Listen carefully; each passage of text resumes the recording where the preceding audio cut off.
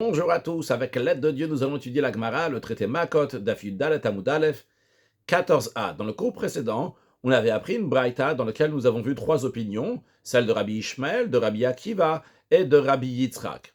Le sujet était, est-ce que quelqu'un qui est passible de mort peut être passible aussi de malkout, de recevoir des coups de fouet pour la avéra, la transgression qu'il a fait? D'après Rabbi Ishmael, la réponse, elle est oui, dans tous les cas. Qu'est-ce que ça veut dire dans tous les cas? Que ce soit qu'il soit passible de mort par le ciel, par Hachem, comme le karet, le retranchement, une mort prématurée, ou bien mitabi des shamaim, mort par le ciel, ou bien que ce soit aussi par le tribunal, lorsqu'il est passible de la peine capitale, il va être exécuté par le tribunal, c'est tout à fait possible d'après Rabbi Ishmael, qui va aussi avoir malkout, les 39 coups de fouet. Donc en deux mots, d'après Rabbi Ishmael, c'est possible que la personne va être passible de mort et aussi bien de malkout, dans tous les cas, quand on dit dans tous les cas, c'est que ça soit la mort par le ciel ou bien la mort par le tribunal. D'après Rabbi Akiva, c'est possible qu'il va y avoir malkout avec la mort, mais uniquement avec quelle mort? Avec le karet, avec le retranchement, c'est-à-dire uniquement lorsque c'est une mort qui est par le ciel, que Hachem va le faire mourir, eh bien, le tribunal céleste va le mettre à mort et le tribunal terrestre va lui donner des coups de fouet. Par contre, lorsqu'il s'agit du tribunal terrestre, c'est-à-dire qu'il y a la peine capitale qui est donnée par le du tribunal terrestre qui va l'exécuter, c'est pas possible qu'il va y avoir en même temps le malkout. Et nous avons la troisième opinion, celle de Rabbi Yitzhak, que lorsqu'il y a karet, le retranchement, c'est uniquement karet et non pas malkout. Donc d'après Rabbi Yitzhak, c'est impossible qu'il va y avoir la mort, que ce soit la mort terrestre ou céleste, que ce soit du tribunal ici-bas ou du tribunal céleste, c'est impossible qu'avec ça, il va y avoir malkout. Donc quand il y a karet, il y a uniquement karet le retranchement et non pas malkout. Ça, c'est les trois opinions que nous avons vues dans le cours précédent. Nous avons discuté l'opinion de Rabbi Ishmael, nous avons discuté l'opinion de Rabbi Akiva, et nous avons donné différentes explications et réponses pour l'opinion de Rabbi Akiva. Il nous reste encore une explication, une réponse pour expliquer l'opinion de Rabbi Akiva. Donc, Ravina Amar, il reste encore trois mots dans 13b en bas de la page. Ravina Amar, Ravina, il dit, le Olam, toujours, on va maintenir que d'Amrinan Beikara, comme on a dit au début, c'est-à-dire qu'on a dit au début, on a dit que d'après Rabbi Akiva, le problème, l'interdiction, elle est, pourquoi on ne peut pas donner malkout pour quelqu'un qui est passif de mort? Parce que la Torah, elle dit qu'on va le frapper, qui est des richato pour sa méchanceté, donc c'est méchanceté au singulier, et non pas au pluriel, donc c'est une seule punition et non pas deux punitions. Alors c'est vrai que si on dit qu'il y a une seule méchanceté, une seule punition, dans ces cas-là, on pourrait toujours demander, mais d'après Rabbi Akiva, ok, on comprend, pourquoi il ne peut pas y avoir en même temps la mort par le tribunal et en même temps malkout, les coups de fouet? Mais comment ça se fait qu'il peut y avoir les coups de fouet avec le karet, avec le retranchement? Finalement, c'est deux punitions. Alors, Ravine a justement dit non. C'est ça qu'on a dit que d'Amrin Mekar, on a dit cette réponse-là, que des richatos, une seule richa, une seule méchanceté, une seule sentence et non pas deux. Chez Masud Chouva, Ben Shalma la Mochanin, même pourquoi? Parce que si le pécheur, la personne qui a péché, elle va se repentir, eh bien le tribunal céleste va le pardonner. Alors c'est vrai qu'on avait donné, j'ai déjà cette réponse-là avant, et Mayamrat, qu'est-ce qu'on avait répondu sur ça? On a dit non, non, c'est pas une bonne réponse. Pourquoi? Parce que là, Avut Chouva, il n'a pas fait de Chouva.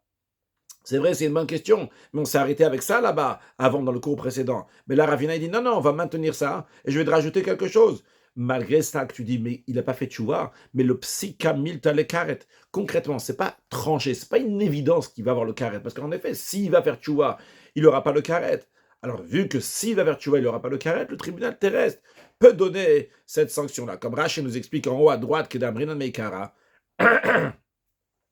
Tamed de Rabbi Akiva, la raison de Rabbi Akiva, Mishum Shte Rishayot, ou la raison elle est, parce que la Torah dit qu'il y a des Rishato, qui va être puni pour sa méchanceté, une seule sentence et non pas deux.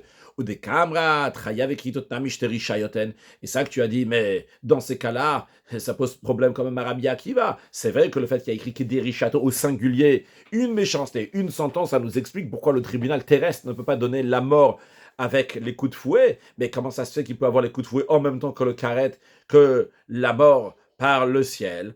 Alors, ce que Rachid vient de répondre, quand je dis Rachid, Rachid explique l'opinion de Ravina, évidemment.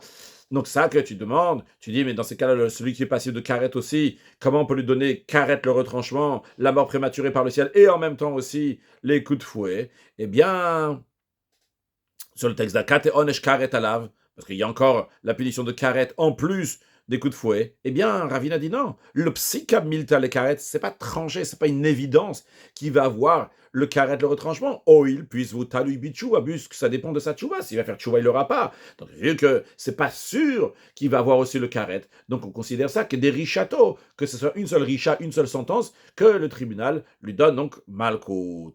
Bien, on a fini maintenant avec Rabbi Akiva et Rabbi Ishmael, et maintenant, nous venons développer l'opinion de Rabbi Yitzhak, bien qu'on va encore discuter de qu'est-ce que penseront Rabbi Akiva et Rabbi Ishmael dans certains cas, mais on a déjà fini d'expliquer leur opinion de Rabbi Akiva et Rabbi Ishmael personnellement, et maintenant, autour d'expliquer l'opinion de Rabbi Yitzhak. Donc, on reprend les mots de la Braïta, Rabbi Yitzhak Omer, Rabbi Yitzhak dit Chayav ekreitot bichlal ayu. Donc c'est la braïta qu'on a appris dans le cours précédent, que ici la Gemara ramène à nouveau les paroles de Rabbi Yitzhak qui dit que tous ceux qui sont passifs de karet, ils étaient inclus dans une seule déclaration de la Torah qui dit que quiconque commet une de ces abominations sera passif de karet.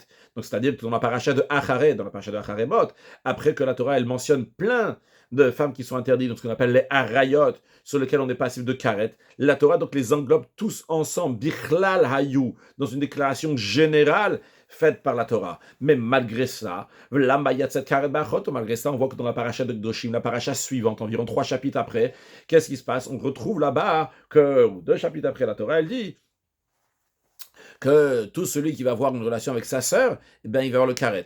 J'ai dit l'intégralité du verset, il n'est pas écrit sur le texte de la Gemara, mais vu qu'on va le discuter sous différentes formes dans la suite, donc je le dis entièrement, Veish asher ikar et achoto.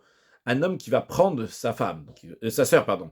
Un homme qui va prendre, il va avoir une relation avec sa sœur, bataviv au batimo. Donc, que ça soit la fille de son père ou la fille de sa mère, c'est-à-dire en autre mot, même si c'est une demi-sœur. Vera etervata veitir etervato chasedu. Et donc, la punition sera venichetu leine bnei amam. Ils seront retranchés aux yeux de leur peuple. Ervat achoto gila, la nudité de sa sœur, il a dévoilé. Avonoïsa, il va subir, il va porter sa faute. Donc, juste à noter ici que dans ce verset-là, au début du verset, donc c'est le verset qui est dans la paracha de Gdoshim, donc le deuxième verset que Yatsat Karet Ve'achotos, que dans les mots de Rabbi Yitzhak, il a été exclu le Karet, exclu, il est ressorti du contexte, il était déjà dans la règle générale de la paracha de Acharé, mais on l'a ressorti, on l'a mis à part, on l'a mis particulièrement dans la paracha de Gdoshim en nous disant que celui qui a un rapport avec sa sœur, il va avoir le karet, alors qu'on le sait déjà. Et juste à noter, juste ce verset-là, donc on le verra dans la suite aussi.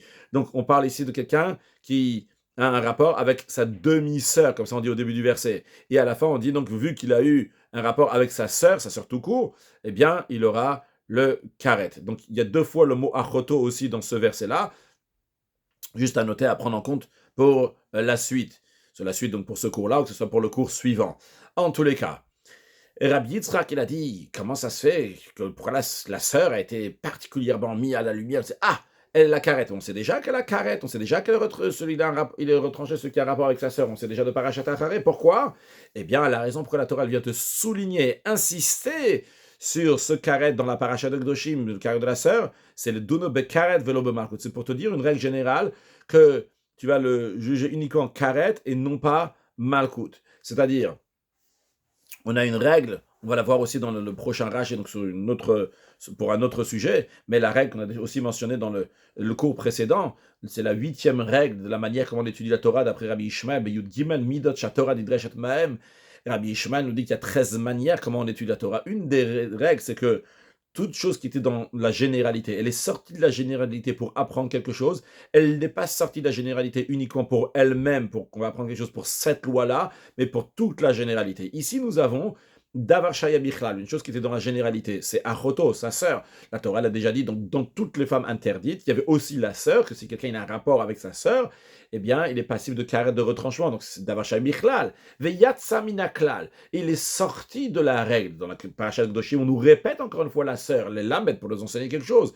Eh bien, ce limoud, cet enseignement qu'on va dire pour la sœur, lo le lamed alatzmo yatsa, il n'est pas seulement pour apprendre quelque chose pour lui-même, pour celui qui a un rapport avec sa sœur, pour cette avéra-là. Et la lamed à la klal kulo yatsa. Ça vient nous enseigner une règle générale pour tous les autres aussi. Là-bas aussi, ça va s'appliquer ce qu'on apprend pour ce détail-là qui a été sorti de la règle générale. Donc ici, l'interdiction de frères et sœurs qui est sortie de la règle générale, qui a été répétée, c'est pas seulement pour nous dire que la sœur et le frère, eux, ils ont karet et rien d'autre, mais c'est pour nous dire aussi que tous les autres karet qui sont mentionnés dans la paracha de Acharé, eux aussi, c'est uniquement karet et non pas malchut. Ça, c'est ce que Rabbi Yitzhak a dit. Maintenant, la Gemara demande, Rabban les sages. Quand on dit les sages ici, c'est-à-dire Rabbi Ishmael et Rabbi Akiva qui sont en désaccord avec Rabbi Yitzhak, eux, karet be'achot lamali. Pourquoi la Torah elle a répété ce karet dans la sœur? Pourquoi la Torah ne s'est pas contentée de ce qu'elle a dit dans la paracha de Acharé, que là-bas la Torah a déjà dit que la sœur avec un frère, c'est passible de karet de retranchement. Pourquoi il y a besoin de le répéter dans la paracha de Kedoshim? D'après Rabbi Yitzhak, on comprend. Et c'est pour nous dire uniquement karet et non pas malchut dans la sœur et de même dans tous ceux qui sont passibles de karet. Mais Rabbi Ishmael et Rabbi Akiva, que eux ils disent que même si quelqu'un il a le karet, il peut aussi, il y a aussi malchut. Eh bien, c'est pourquoi la Torah elle a répété dans la paracha de Kedoshim à quoi ça sert? La Gemara répond le chalek. Le karet qui a été spécifié dans la sœur, dans la paracha de Kedoshim, ça a été répété, c'est pour séparer. Qu'est-ce que ça veut dire pour séparer? Que de Rabbi Yochanan, comme l'enseignement de Rabbi Yochanan. Avant de continuer, à savoir que lorsque quelqu'un il a fait quelque chose intentionnellement, bemezid, quelque chose sur lequel il est passible de karet, il a le retranchement, évidemment, karet, mais s'il a fait la même chose, la même avéra, sans faire exprès, cette avéra que s'il avait fait exprès, il serait passible de karet, s'il a fait ça sans faire exprès, il doit amener un sacrifice expiatoire, il doit amener un korban khatat. Maintenant, Rabbi Yochanan nous dit, Damar Rabbi Yochanan, Shimasal Kulam Be'elam Echad, que si quelqu'un a commis de façon non intentionnelle toutes les fautes dans un même oubli. Donc là-bas, Rabbi Yochanan, il parle dans Kritout. Donc Kritout, il y a 36 femmes qui sont interdites, donc 36 karet qui sont là-bas. Que si quelqu'un a fait donc ces 36 karet, eh bien, il est passible de karet. Il ne peut pas être passible de karet 36 fois, mais c'est un interdit à part. Alors, s'il les a fait par oubli, ben la mère, il a oublié. Il ne savait pas que cette femme lui était interdite. Il ne savait pas que c'était cette femme-là qui lui était interdite, avec qui il avait un rapport. Donc, il a eu ici un shogeg. Par inadvertance, il a fait la vera sur laquelle il serait passible de karet. Eh bien, il doit amener un sacrifice expiatoire. Maintenant, s'il a fait ces 36-là par inadvertance, eh bien, même si avec un seul oubli, eh bien, il doit apporter un sacrifice pour chacune de ses fautes de manière différente. Les chalek, on ne va pas dire, vu que dans la paracha de Acharé, après qu'on nous a dit toutes ces relations interdites, on nous dit de manière générale que celui qui va faire Mikolatov, qui conduit vers ces abominations-là, il va avoir le karet, il va être retranché. On aurait dit, bon, alors si quelqu'un il a fait tout cela sans faire exprès, eh bien, il a seulement un seul interdit, il doit avoir seulement un seul sacrifice expiatoire. On te dit non, que chacun d'eux a son karet à part, et d'où on apprend que chacun d'eux il a son karet à part. Évidemment qu'on ne peut pas tuer la personne plusieurs fois, mais le fait qu'il a karet à part, c'est-à-dire qu'il a un interdit à part, et donc le sacrifice expiatoire qui doit être amené dans le cas où il a fait cette avéra-là, donc par inadvertance, c'est un sacrifice expiatoire pour chacun d'eux à part. Ça, d'où on apprend justement du fait que la Torah elle a dit, Achoto dans la paracha de Kdosh, le fait que la Torah elle est venue, elle t'a dit, regarde, la sœur, s'il a eu un rapport avec la sœur, il doit amener un sacrifice s'il n'a pas fait exprès. Donc, si c'est exprès, c'est un karet. S'il n'a pas fait exprès, c'est un sacrifice expiatoire. De là, on en déduit pour tous les autres interdits aussi. C'est-à-dire la même règle que nous avons vue il y a quelques instants, la 8e règle des paroles de Rabbi Ishmael, que lorsqu'il y a quelque chose que Yatsa minakla lamed, lo le lamed alatsu Yatsa, le lamed akla kulo Yatsa, lorsque quelque chose était dans la règle générale, il est sorti de la règle générale, il n'est pas venu seulement pour apprendre quelque chose pour lui, mais il est venu apprendre pour quelque chose d'autre. Alors, Rabbi Yitzhak, il a fait son enseignement. Il a dit, pour dire que c'est seulement karet et pas malchut. Mais les sages, eux, qu'est-ce qu'ils vont faire de cet enseignement-là? Ils vont avoir le même principe que le principe qu'on apprend de Achoto, c'est pour tout. De ce qu'on apprend de la sœur, c'est pour tous les karet, pour tous les autres interdits sur lesquels on est passif de karet. Mais c'est quoi l'enseignement qu'on apprend d'après Rabbanan? Donc d'après Rabbi Shmuel et Rabbi Akiva, c'est quoi qu'on apprend? C'est le chalek. C'est justement pour séparer, pour te dire que chacune de ces avérotes, elle a sa particularité, d'où ils apprennent ça, du fait que la Torah elle a dit Achoto, la sœur elle est à part, elle était déjà dans la paracha de Acharé. Pourquoi on l'a répété dans la paracha de Kedoshim juste à part, comme ça dire Achoto? C'est pour apprendre pour Achoto et pour tous les autres, que quoi? Que chacune de ces femmes interdites, là c'est une interdiction à part, et ne pense pas, vu que la Torah elle a dit dans paracha de Acharé de manière globale et générale, tous ceux qui font ces abominations-là, il va être retranché, il sera passible de karet. Donc, c'est général, c'est un seul interdit s'il a fait tous ces interdits-là avec un oubli. On te dit non. De la même manière que Achoto, la sœur, c'est un interdit à part entière. De la même manière aussi, chacun de ces interdits, de ces femmes interdites, ils ont une interdiction particulière. Et si quelqu'un a eu une relation avec toutes ces femmes-là, qu'il est passif de karet, il a fait ça sans faire exprès, il doit amener un sacrifice expiatoire pour chacun d'eux. Comme Rachid nous explique, Vera Banan, les sages. Déjà, Rachid nous dit c'est qui ces sages-là? C'est Rabbi Ishmael et Rabbi Akiva. Les Chalek, pour partager, c'est-à-dire pour séparer les fichiers kal, al-kol harayot bekaret achat, vu que le verset, il a englobé toutes les femmes interdites dans un seul karet, comme nous avons dit tout à l'heure oralement le verset, quiconque commet une de ces abominations sera passif de karet, donc quiconque commet une de ces abominations, comme ça écrit à la fin de Parashat Acharé, une fois qu'on a dit toutes les femmes qui sont interdites. Donc j'aurais dit que Haïti Omer, j'aurais dit que c'est quelqu'un, il a fait tous ces avérotes-là, il a eu une relation avec toutes ces femmes interdites, ou avec quelques-unes de ces femmes interdites, avec un seul oubli, j'aurais dit que il sera passible d'amener seulement un seul sacrifice. L'écart, c'est la raison pour laquelle que la Torah fait sortir, elle a mis à part la personne qui a eu un rapport avec sa sœur, qui est passible de karet dans la paracha de Kedoshim, ça a été répété. Les chalek pour séparer. Et Rachid nous dit, car la règle est la suivante, David Davashaye Bichlal. C'était quelque chose qui était dans la règle. Le fait que la sœur est interdite, c'est partie de la règle générale, donc toutes les femmes interdites. Veyatsa minaklal, c'est sorti de la règle générale dans la paracha de Kedoshim. Les lamed pour nous enseigner quelque chose, à l'atmos sur lui-même, c'est pour enseigner un enseignement pour la sœur. Qu'est-ce qu'on vient enseigner pour la sœur? Chez Mitrayev Alea le Atzma, Imasa Imachavotea, pour nous dire qu'il sera passible de retranchement s'il a eu de sacrifice expiatoire, s'il n'a pas fait exprès. Donc, juste pour sa sœur, même s'il a fait avec les autres femmes interdites aussi, malgré ça, il aura un interdit particulier pour sa sœur. Alors on a dit, c'est pas juste pour dire que la sœur est interdite. Imaginons qu'il a eu un rapport avec 5 femmes qui lui sont interdites par oubli, il a eu un rapport aussi avec sa sœur. C'est pas que on va dire, les 5, ça sera un sacrifice expiatoire, et la sœur, vu que la sœur, elle a été dit clairement, c'est encore un sacrifice expiatoire. Non, ça c'est si tu dirais que la sœur, elle est sortie donc de la règle générale, les lamed al-atzma, pour apprendre uniquement pour elle. Mais justement, la fin de la règle, c'est lo le lamed al-atzma yatsa. C'est pas juste pour apprendre pour elle-même, en l'occurrence, pas juste pour la sœur, pour dire que elle est passible d'un sacrifice expiatoire, particulièrement s'il a eu un rapport avec elle, et pas pour les autres. Et les autres, c'est encore dans la généralité, qu'il a eu un rapport avec 35 femmes, eh bien, qui sont interdites, qui sont dans le carré, eh bien, eux, ils vont pas avoir, ils vont amener seulement un sacrifice expiatoire s'il n'a pas fait exprès, c'était dans un seul oubli. Non, on dit pas comme ça. Elle a le lamed. Il se tève le lamed à la tsuyatsa. Elle est lamed à klakolo yatsa. Donc, le achoto, c'est ça qui est sorti de la règle générale, la sœur, c'est pas pour apprendre juste pour elle-même, mais ça vient nous apprendre pour toute la règle. Ma achoto miyuchedet sheyer va vechayen la bifteatsa. De la même manière que la sœur, elle est particulière, la Torah en parle dans Parashat Kedoshim à part entière, que c'est une femme interdite, et celui qui a un rapport avec elle, il a une punition à part entière. Avkol chez Erva, de même toutes les femmes qui sont Erva, qui sont dans la paracha de Acharé, Chayav Imalea Bifne Atzma, il est passible donc à part entière, que s'il a eu un oubli et il a eu des rapports avec toutes ces femmes-là, il vient donner un sacrifice expiatoire pour chacune de. Donc c'est d'où, qu'est-ce qu'ils font? Donc en deux mots, qu'est-ce que les rabbanan ils font avec le Achoto? Eh bien, ils en font que.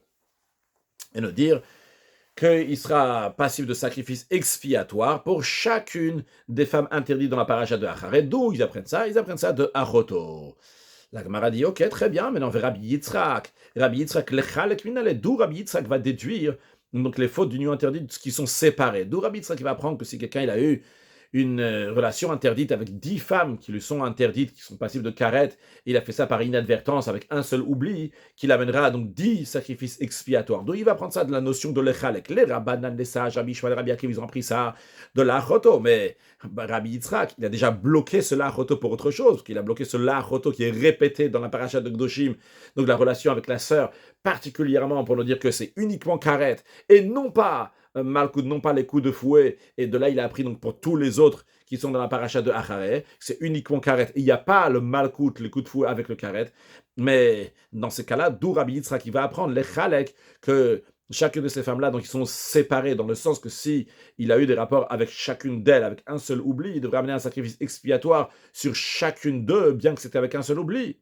La Gemara répond. Nafkale, Rabbi Yitzhak qui déduit ça, du verset qui dit Vel Isha benidat tumata. Une femme, lorsqu'elle est dans sa touma de menstruation, eh bien, tu n'as pas le droit de t'approcher d'elle.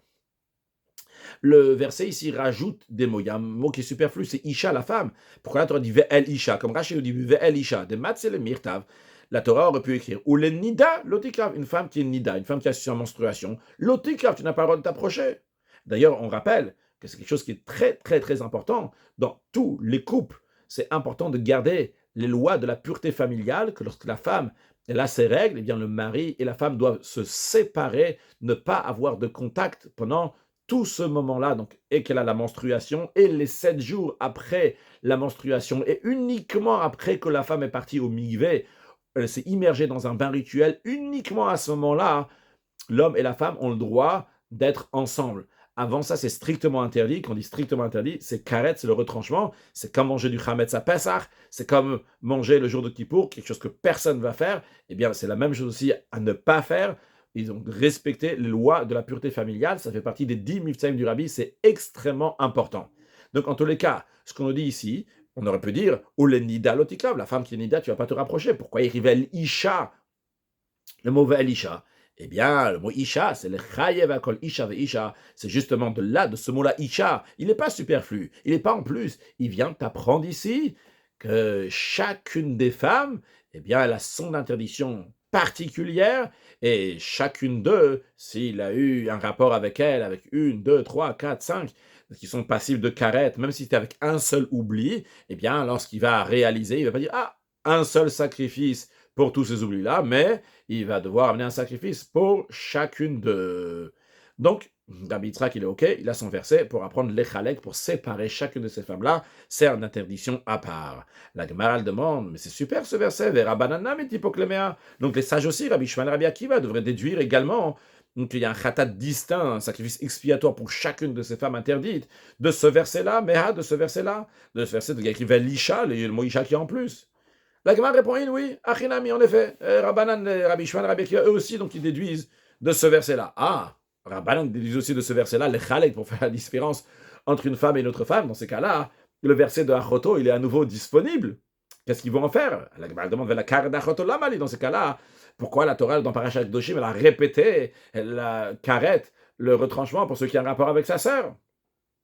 La Gemara répond, les sages, ils vont te dire comme ça. Pourquoi la Torah, elle a répété?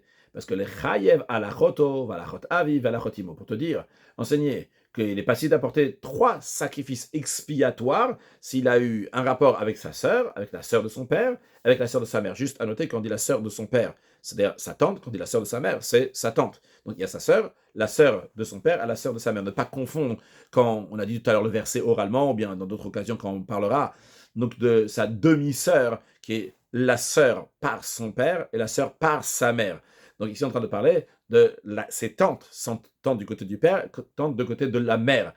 Et là, on est en train de dire ici, bien que c'est une relation frère et sœur, on aurait pu croire que s'il a une relation avec sa sœur, avec la tante de son père, donc la sœur de son père, la tante de sa mère, donc du côté de sa mère, pardon, pas de sa mère, tante du côté de son père, donc c'est-à-dire la sœur de son père et la tante de la mère, donc la sœur de la mère, on aurait pu penser qu'il a seulement un seul sacrifice à amener s'il avait eu un rapport avec ces 3-là, parce que c'est tous dans la même catégorie, comme Rachid nous dit, les chayiv alachoto valachot aviv cholo.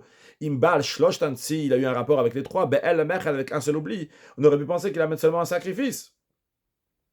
Et justement, c'est la raison pour laquelle il y a besoin de dire achoto, sa sœur, dans la paracha de Kedoshim, pour nous dire non, tout ce qui est achot, tout ce qui est sœur, chacune d'eux, elle a sa particularité. Mais la Gemara, elle demande un instant, pshita, c'est évident, pourquoi il y a besoin d'un verset, il a besoin de parachat de Doshim pour nous dire achoto, pour nous dire que s'il a eu un rapport avec sa sœur, et la sœur de son père, et la sœur de sa mère, donc sa tante du côté de son père et la tante du côté de sa mère, il va devoir amener 3 sacrifices. C'est une évidence. Pourquoi c'est une évidence? Parce que c'est des personnes qui sont différentes, c'est des corps différents. Il y a le corps de sa sœur, il y a le corps de sa tante du côté de son père et la tante du côté de sa mère.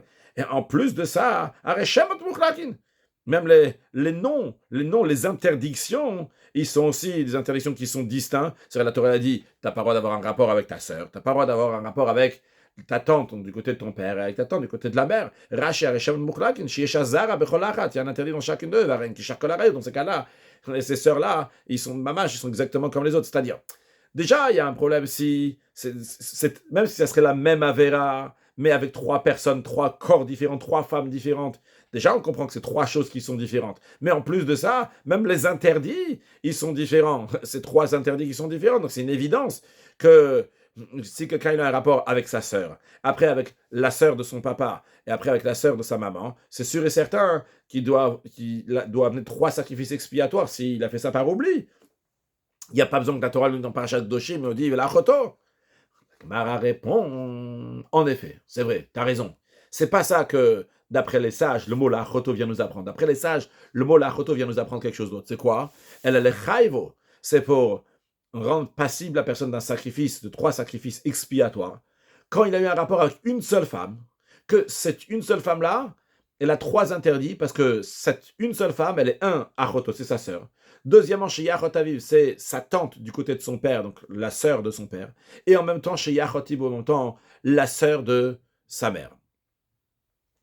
La Gemara demande comment ça peut être que la même femme, elle va être la sœur de la personne, elle va être la tante du côté de son père et la tante du côté de sa mère en même temps.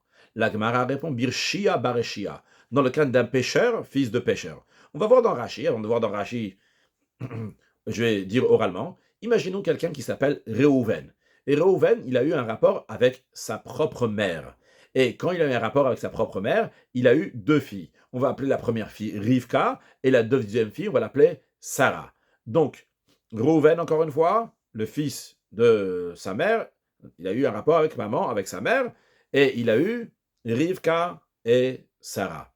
Maintenant, après ça, ce même Réhouven, il a eu un rapport avec Rivka. Rivka, c'est sa sœur, c'est aussi la fille de sa mère. Ça ne nous intéresse pas ce détail-là, mais c'est juste pour mettre dans le tableau, dans l'idée de qu'est-ce qu'on est en train de parler ici. Donc Réhouven, il a eu un rapport avec la fille qui est née de la relation qu'il a eue avec sa mère.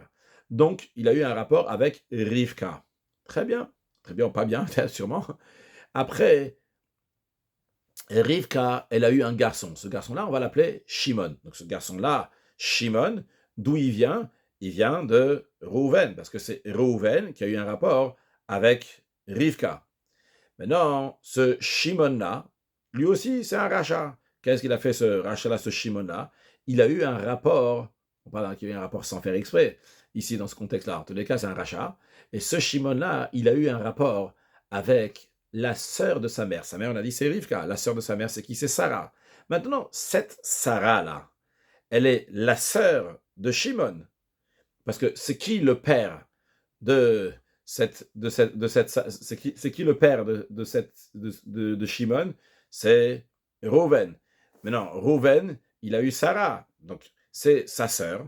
C'est aussi sa tante du côté de son père et aussi la tante du côté de sa mère. C'est la tante du côté de sa mère parce que Rivka et Sarah sont des sœurs. Et c'est aussi la tante donc, du côté de son père. Donc de tous les côtés, c'est considéré. Il a 3 interdits. Cette fille-là, cette Sarah. Sarah, c'est la sœur de Shimon, c'est la tante de Shimon du côté de son père, et c'est la tante de Shimon du côté de sa mère. Voyons sur le texte de Rashi ce qu'on vient de dire. Le chayvo ala birshia bareshia, donc un pêcheur, fils de pêcheur. Abba alimo, ce qui vient sur sa mère, qui a un rapport avec sa mère. Donc, dans l'exemple que j'ai donné, il s'appelle Reuven, qui a un rapport avec sa mère. Ve'oluch tebanot, il a eu 2 filles. Dans l'exemple que j'ai donné, il s'appelle Rivka et Sarah. Ve'chazaruba alachat mem, et après, il a eu un rapport avec une de ces 2 filles-là. Donc, dans l'exemple que j'ai donné, il a eu un rapport avec Rivka. Ve'olil ben, il a eu un garçon, Shimon. Ou Ba'aben alachot imo. Le fils Shimon, il a eu un rapport avec la sœur de sa mère, donc avec Sarah. Shiyachoto, c'est la sœur de Shimon. Ve'achot aviv, et c'est aussi donc la sœur de son père, et c'est aussi la sœur de sa mère. Donc là, il est en même temps, dans cette femme-là, il y a tous ces interdits-là.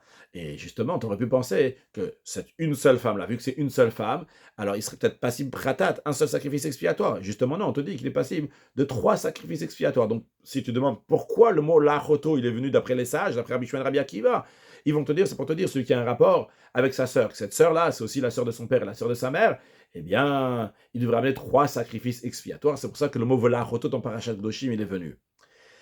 La Gemara dit, ok, très bien, mais dans ce cas-là, Rabbi Yitzhak, Rabbi Yitzhak, d'où il apprend ça, d'où il déduit que celui qui a eu un rapport avec sa sœur, qui est en même temps la sœur de son père et la sœur de sa mère, donc c'est la tante du côté de son père et la tante du côté de sa mère, qui sera passé de 3 sacrifices expiatoires s'il a fait ça sans faire exprès. Bel Mechad, dans un seul oubli.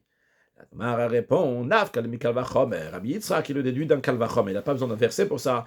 Il apprend ça d'un raisonnement par analogie, par a fortiori. Comment ça? Détail, c'est dans une braïta. Ah, ma Rabbi Akiva, il a dit, Sha'alti de Rabban Gamliel Rabbi Yeshua. J'ai demandé à Rabbi Akiva, Rabban Gamliel Rabbi Yeshua. Bah, Itlis shel Imaum. C'était donc dans le marché de viande d'un endroit qui s'appelle Imaum. Rashi nous dit, Be'itlis, il dit donc cette boucherie-là, Bemakom Shemochim Bassar, donc l'endroit où on vend de la viande, Bemakolin. Bemakolin, donc c'est le magasin dans lequel on fait la shrita, on abat les animaux rituellement et on vend là-bas de la viande. Aussi, une autre explication que Rachid donne ailleurs, il dit donc ça fait référence donc à un marché, ce qui d'ailleurs va mieux avec le sens d'Agmara, ils sont partis acheter un animal entier, ils ne sont pas juste partis acheter de la viande directement. Et il y en a qui expliquent que c'est un marché dans lequel on vend aussi bien de la viande et aussi bien donc des animaux. En tous les cas, donc c'est Makoulin là. Donc en tous les cas, ils étaient là-bas. Et Rabbi Akiva les a rencontrés. Ils étaient là-bas. Pourquoi ils sont partis là-bas? Ils sont partis pour acheter un animal. Donc pour le repas de mariage du fils de Rabban Gamliel. Et Rabbi Akiva là-bas, il leur a demandé la question suivante. Il leur a dit, celui qui a un rapport avec sa sœur, cette sœur-là, c'est en même temps sa tante du côté de son père et sa tante du côté de sa mère. Quelle est la loi? C'est-à-dire combien de sacrifices expiatoires il doit amener s'il a fait ça avec un seul oubli. Alors, qu'est-ce qu'ils lui ont répondu? Ils lui ont dit... j'ai pas fini la question de Rabbi Akiva. Il a dit, Eno chayav al-kulan el-achat, est-ce qu'il est passible d'amener un seul sacrifice expiatoire? Ou chayav al-kol achat ve-achat, ou bien il est passible d'amener 3 sacrifices expiatoires, donc un sacrifice pour chacune des fautes qu'il a fait, parce que cette femme-là, c'était en même temps sa sœur, en même temps la sœur de son père, en même temps la sœur de sa mère. Alors, Amroulo, ils ont répondu, Rabbi Gamliel et Rabbi Yeshua, ils ont dit, écoute, Zolo Shamano. On n'a pas entendu, on n'a pas une tradition explicite concernant ce cas-là. Avant le Shamano, mais ce qu'on a oui entendu, ce qu'on sait oui dans une tradition, Abal Chamesh Nashim Nidot Ba'alamechat, celui qui a un rapport avec 5 femmes qui étaient en état de Nida, donc ils ont eu la menstruation, ils ne sont pas partis ils sont pas immergés dans le bain rituel, et il a eu un rapport avec chacune d'eux avec un seul oubli. Il est passif d'apporter un sacrifice expiatoire pour chacune d'eux. Donc il semblerait maintenant que la question que tu as demandé, on peut le déduire d'un Kalvachomer, des raisonnements par a fortiori. Comment ça? Si déjà la Nida, c'est un seul interdit. C'est vrai que c'est 5 femmes, mais c'est un seul interdit. C'est un interdit d'avoir un rapport avec une femme qui est Nida, qui a eu sa menstruation, qui n'est pas partie il ne s'est pas immergé dans le rituel. Et bien que c'est une seule interdiction, il doit amener un sacrifice expiatoire pour chacune d'eux. Kan ici, chez Shlosh Hashamot ici, c'est 3 interdictions. L'interdiction d'avoir un rapport avec sa sœur, l'interdiction d'avoir un rapport avec la sœur de son père, et l'interdiction d'avoir un rapport avec la sœur de sa mère. Le Kol Shken, n'est-ce pas plus votre raison qui devrait amener 3 sacrifices expiatoires. Donc, on voit ici dans cette braïta-là que la réponse de Rabban Gamliel et Rabbi Yeshua, Rabbi Akiva, était que il doit amener 3 sacrifices expiatoires. D'où ils apprennent ça? Ils apprennent ça donc par un kalvachom, par raisonnement, par a fortiori. Alors quand tu demandes à Rabbi Yitzhak d'où il va apprendre que celui qui a eu un rapport avec sa sœur, qui est en même temps la sœur de son père et la sœur de sa mère, il sera passible d'amener 3 sacrifices expiatoires quand il n'a pas fait exprès, et c'est avec un seul oubli. D'où il apprend ça? Il apprend ça du kalvachom, donc il n'y a pas besoin d'un verset pour Rabbi Yitzhak. La Gemara demande, Veida, qu'est-ce qu'ils vont dire donc les autres, Rabbi Akiva et Rabbi Shmuel? Pourquoi ils ont besoin d'un verset de Valachoto, de la sœur, pour dire que celui qui a un rapport avec sa sœur, qui est la sœur de son père, la sœur de sa mère, il est passif? Il y a un Kalvachomer. Alors il m'a dit non, les autres, Rabbi Shmuel et Rabbi Akiva, vont te dire Kalvachomer Prikao. C'est un Kalvachomer qui est réfuté. Pourquoi? Quel rapport avec le cas de la Nida qu'ils ont dit, Rabbi Yeshua et Rabban Gamliel? C'est 5 corps qui sont différents, c'est 5 personnes qui sont différentes, 5 femmes différentes. 5 femmes différentes, c'est la raison pour laquelle il est passif sur chacune d'eux. Et la Gemara dit, c'est pas juste Rabbi Akiva, Rabbi Ishmael et Rabbanan qui vont casser ce Kalvachomer. Même pour l'autre, même pour Rabbi Yitzhak. Havade Kalvachomer prière. C'est sûr que c'est un Kalvachomer qui est réfuté. Juste à noter que non soit il explique quel est le raisonnement de Rabbi Akiva, de Rabbi Ishmael et Rabban Gamliel. Pourquoi ils ont dit ça si c'est tellement réfuté? Qu'est-ce qu'ils ont à dire? Non, on va continuer la Gemara. Donc la question elle revient. Hein. Rabbi Yitzhak, d'où il va apprendre que celui qui a eu un rapport avec sa sœur, qui est la sœur de sa mère et son père en même temps, il sera passible de 3 sacrifices expiatoires. La Gemara répond, il le déduit de la choto qui est à la fin. Quand on a dit tout à l'heure, quand on a mentionné le verset de Parashat Gdoshim, lorsque la Torah elle répète, elle part de la sœur, là-bas dans le verset c'est écrit 2 fois l'expression de achoto. Je rappelle encore une fois le verset, il y a écrit Ikar et achoto. Un homme qui va avoir un rapport avec sa sœur, etc., etc. À la fin du verset, il y a écrit Ervat achoto gila. Il a dévoilé la nudité de sa sœur. Donc 2 fois l'expression de la sœur est dit ici.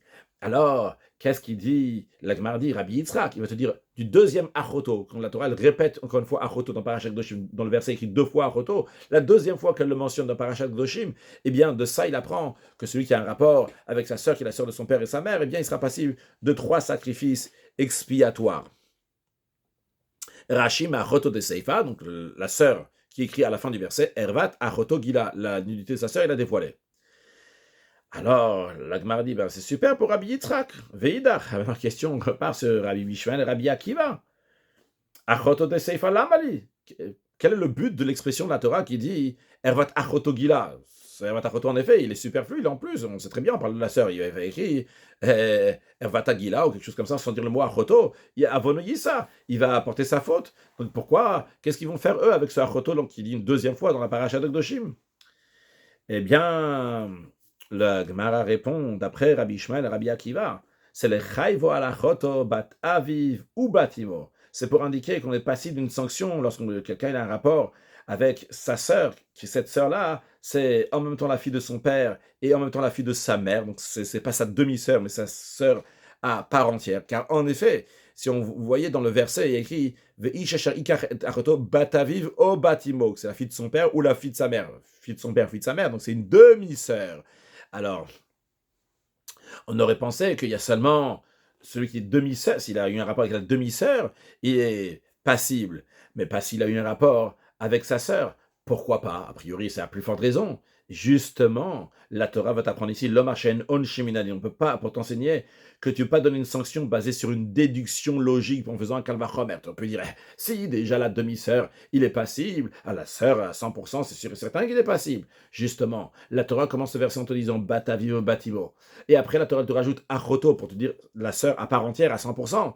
Pourquoi? J'aurais pu le déduire. Justement, la Torah te dit ne déduis jamais une punition, une sentence à quelqu'un du fait que la Torah a donné une sentence. Ah, Kalvachomer a plus votre raison pour là. Non, parce que En Onshin Minadin, on ne peut pas donner une sanction sur une base logique, parce que c'est logique, c'est une évidence. Non, il faut que la Torah le dise clairement. Et justement, la Torah vient t'apprendre ici qu'il faut dire clairement la sanction pour que la personne soit passible. On va conclure avec ça, bien qu'il reste encore une ligne, un Rashi. Shen Onshin Minadin. On vient d'apprendre ici, donc on ne peut pas donner une punition basée sur un raisonnement. Des lignes nazar actives. En ce qui concerne donc l'interdit de la Torah, écrit Achot Ra'i. Il écrit le verset, il dit la fille de ton père, etc. Achot Ra'i, c'est ta sœur. Et c'est Yeter à ça en plus, parce qu'on sait très bien que c'est sa sœur.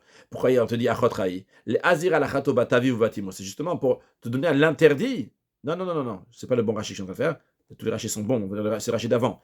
Shen on shiminadin. Donc pour te dire qu'on ne donne pas de punition de Minadin, Share Anashal Bat Imo, Shelo Batavi Batimo, parce que la punition, dans le Parashat Kedoshim, dans le verset qu'on a vu, elle punit donc celui qui a un rapport avec sa demi-sœur, Batamio Shelo Bataviv, ou Bataviv Shelo Batimo, c'est en deux mots la demi-sœur, Shenemar, comme il a dit, Bataviv au Batimo. Donc Yesh Lomar. Donc on aurait pu dire, Kol Shekel, Shanashal Bataviv Batimo, a plus de raison, c'est sa sœur à part entière, pas juste demi-sœur. Aval Nimamrat Kar, c'est dit comme ça, Anashta Minadin, et tu donnes une punition Minadin, donc d'un raisonnement par a fortiori, le karnem à rachoto de sefa, c'est pour ça qu'on dit la choto à la fin du verset, donc on dit une deuxième fois choto pour te dire qu'on ne veut pas donner une punition minadine basée juste comme ça sur un raisonnement logique. Donc dans la suite, on verra qu'est-ce que Rabbi Yitzhak il va nous dire sur ce que le Rabbanan ils ont dit. Donc on verra ça, donc on aura deux réponses pour Rabbi Yitzhak, on aura aussi un Rashi qui nous expliquera ça. On va juste conclure avec une halakha, qu'elles ne sont pas concrètes. En tout cas, si quelqu'un a un rapport donc avec quelqu'un qui est sa sœur, et que cette sœur-là, donc c'est en même temps la sœur de son père, en même temps la sœur de sa mère, lui en effet, il doit amener trois sacrifices expiatoires. Un sujet de chassidout, on voit la force de tchouva, que même quand quelqu'un le carette, eh bien, il peut encore faire tchouva. La Mourazakan dit, imaginons quelqu'un que Chaz Shalom on le couperait la tête, et que, imaginons que dans la guérison, dans la médecine, on trouvait un moyen de remettre la tête de la personne. Eh bien, ça c'est la tchouva, la Mourazakan dit, de remettre la tête, de rattacher la personne. Même quand les carètes retranchées, eh bien, un juif fait tchouva, bien Kadosh Baruch Hu l'accueille, il peut à nouveau se rattacher à Kadosh Baruch Hu, Mashiach, na, ou une excellente journée.